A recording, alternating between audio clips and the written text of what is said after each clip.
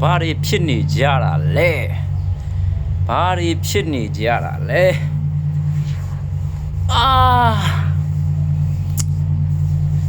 ချန်ပီယံလိဘောလုံးဝဲရှုံးတော့လဲ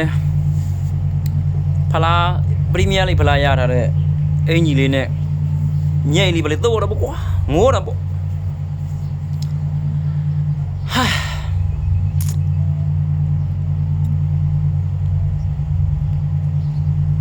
ဒီနေ့မရတော့နောက်နှစ်ပေါ့စိတ်တော့မကောင်း PSG ဖန်နေဒီလောက်များလိမ့်မယ်လို့ထင်းကိုမထင်ဘူးเนาะ PSG ဖန်နေဒီလောက်များလိမ့်မယ်လို့ထင်းကိုမထင်ဘူး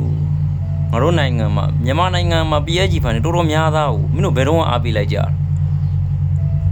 အာဆင်နယ်ဖလားရမှာမို့တဲ့အာဆင်နယ်ဖန်နေလေးကျဲလို့အာချောင်လို့ဟဲ့လားဘယ်အသင်းကတော့အာမချောင်ဘူးဆိုတာရှိလို့ပြောစမ်းမအောင်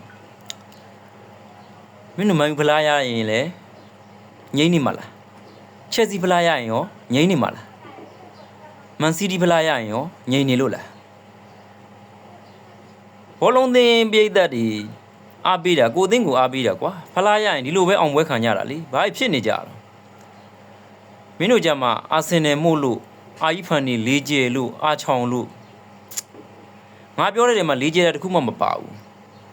ငါပြောတဲ့ဗီဒီယိုတခြားပြန်ကြည့်လိုက်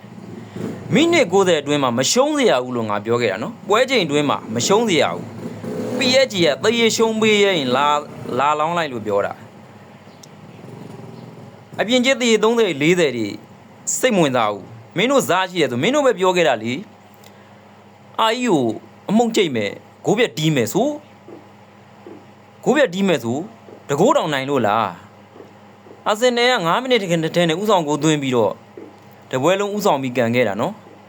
မော်စကွဲယာပင်နယ်ဒီကြောင်းမို့လို့ဒါတော့မှကိုငရိုးရမဲ့ပင်နယ်ဒီဟိုဒိုင်းလူကြီးမပေးခဲ့လို့နော်ဘာလည်းမကြည့်ခဲ့ဘူးထားလိုက်တော့တော်နေဒိုင်းကူလို့တို့ဘာတို့ပြောနေရင်လဲမင်းတို့ကလက်ခံမဲ့ကောင်တွေမဟုတ်ဘူးပြောလည်းမပြောပါဘူး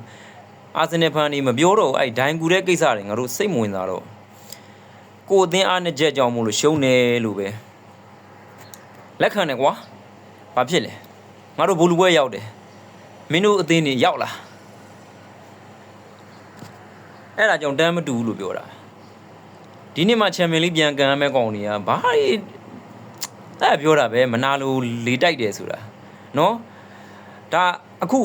အာဆင်နယ်ကဖလားမရလို့ဒုတိယလို့ဖြစ်သွားလို့မင်းတို့အာဆင်နယ်ဖလားရခဲ့လို့ချင်းမင်းတို့ဘာပြောကြမှာမင်းတို့ဘာစကားတွေပြောအောင်မနော်မရဘူးဆိုတော့လေမင်းတို့ပြောချင်ရပြော